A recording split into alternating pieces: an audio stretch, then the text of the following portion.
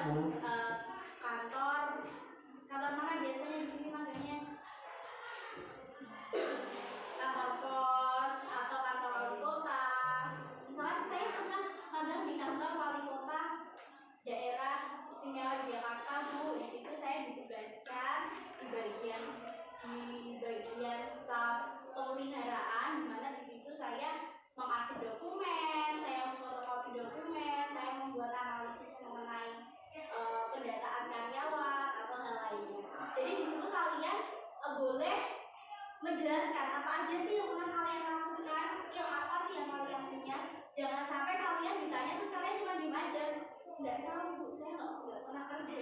Nah kayak gitu ya, karena kalian SMK dipersiapkan untuk bekerja yang nantinya kalian dengan pengalaman kalian, dengan bekal kalian, biasanya kalau lulus kalian KA, ya kan, KA itu uji kompetensi kalian.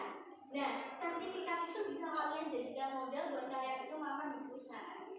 Kayak gitu ya. Nah, komunikasi efektif itu apa sih? Komunikasi efektif itu komunikasi yang bertujuan agar komunikan dapat memahami pesan yang disampaikan oleh komunikator dan komunikan memberikan umpan balik yang sesuai dengan pesan. Jadi ada feedbacknya ya. Misalkan ibu ngomong tapi kalian diem aja padahal ibu tanya, berarti ada feedback ya? Aplikasinya enggak? Oke, jenis-jenis komunikasi itu ada komunikasi intrapersonal. Intra itu diri sendiri, intra aku diri sendiri. Komunikasi interpersonal, komunikasi dengan orang lain, dan komunikasi melalui media massa. Kemudian berdasarkan ruang lingkupnya itu ada internal. Internal itu biasanya di dalam organisasi. Kemudian rekan sekerja, kalian kerja dalam suatu ruangan, kalian melakukan komunikasi. Nah itu namanya rekan kerja. Kemudian komunikasi ke bawah, kita biasanya dari pimpinan ke karyawan.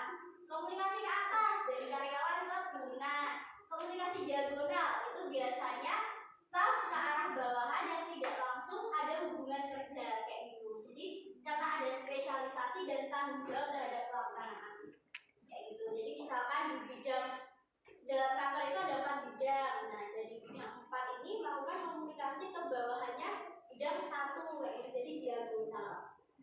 Terus komunikasi dengan teman sekerja setingkat. Jadi yang jabatannya sama, levelnya sama, pangkatnya sama. Komunikasi eksternal itu dengan publik luar. Unsur-unsur komunikasi di sini pasti udah pada tahu. Ada komunikator, orang pertama yang menyampaikan pesan, terus ada pesannya apa yang ingin disampaikan. Kemudian media itu sarananya. Komunikan itu adalah pihak keduanya, dan feedback itu adalah umpan balik. Hambatan dalam komunikasi itu ada 4. Di sini ibu menyampaikan ada gangguan pihak penyampai pesan, dari misalkan dari ibu yang menyampaikan pesan ke kalian. Misalkan ibu kok tadi nggak ada kejelasan ya mau datang apa enggak. Nah, kan hambatannya di penyampai pesan. Gangguan pada pesan dan informasi. Aduh nggak ada sinyal nih, paketannya habis. Nah berarti gangguannya ada di pesannya itu. Kemudian di sarana itu proses humas. Jadi proses humas yang baik tidaknya menggunakan sarana yang tepat sehingga dapat mendukung proses hubungan masyarakat kayak gitu. Jadi misalkan waktu ibu kesini, loh kok HP ibu tiba-tiba mati, berarti di HP-nya kan, HP itu sarana. Terus gangguan pada penerima pesan, yaitu kepada orang yang menerima pesan itu. Ada yang mau ditanyakan dulu? Boleh angkat tangan? Apa aja boleh? Ada yang mau ditanyakan? Tidak ada.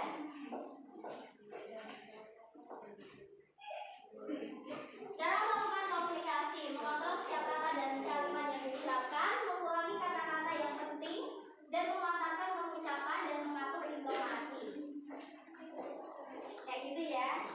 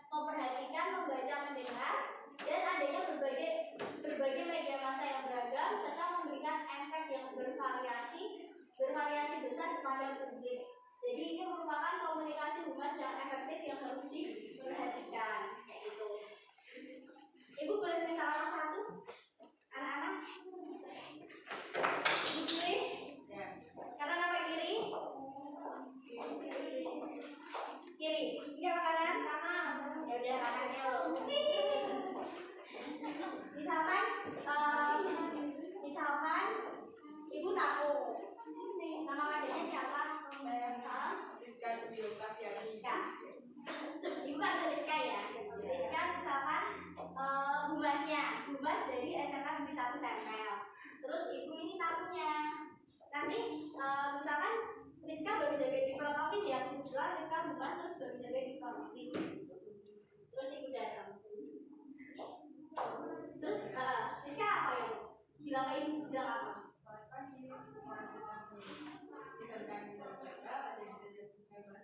Oke, Rizka bilang selamat pagi, selamat datang di SMK Negeri 1 Tempel. Ada yang bisa saya bantu? Betul? Betul. Terus iya, ibu di sini mau bertemu dengan Ibu Sri Narsis selaku kepala sekolah. Apakah ibu kepala sekolah ada? Nah, ditanyakan apakah sudah membuat janji? Sudah, ibu sudah membuat janji. Kebetulan ibu akan datang ke ruangan sekitar jam 9. Terus?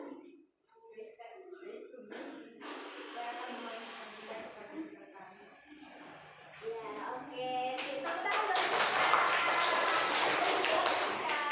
Jadi kayak gitu ya caranya.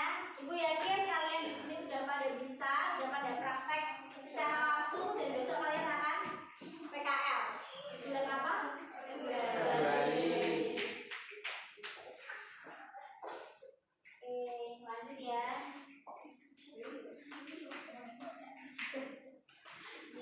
Jaga komunikasi efektif dengan masyarakat internal dan eksternal. Internal itu contohnya kayak komunikasi saat kita akan mengadakan rapat, penerbitan majalah, pemasangan pengumuman, kita mau piknik, rekreasi, dan mengadakan laporan. Terus kalau yang eksternal, jumpa pers, terus memberikan sumbangan kepada masjid, menaati peraturan pemerintah, membayar pajak, terus memberikan kesempatan masyarakat buat berkunjung. Misalkan nih ibu itu punya memiliki perusahaan ekspor di daerah Tempel. Terus boleh nggak sih masyarakat datang? Boleh. Dan kalau bisa ibu itu menjalin hubungan yang baik kepada masyarakat. Kayak misalkan tiap ada lawan yang masuk, ibu utamakan yang berdomisili di Tempel. Misalkan kayak gitu. Itu tujuannya apa? Untuk membangun hubungan yang baik. Oke. Nah, tadi tata cara menerima tamu sudah dipraktekkan ya, paham?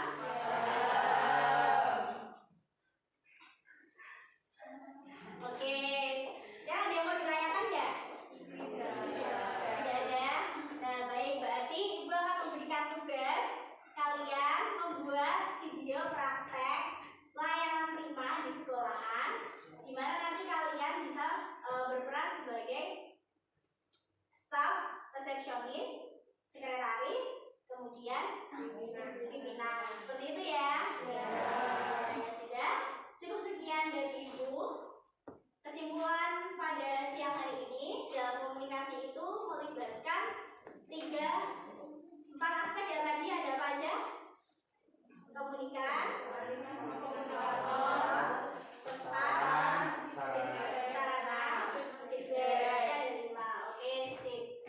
Cukup sekian dari ibu, kurang lebihnya mohon maaf. Wassalamualaikum warahmatullahi wabarakatuh. Waalaikumsalam warahmatullahi wabarakatuh. Takkan hilang cintaku.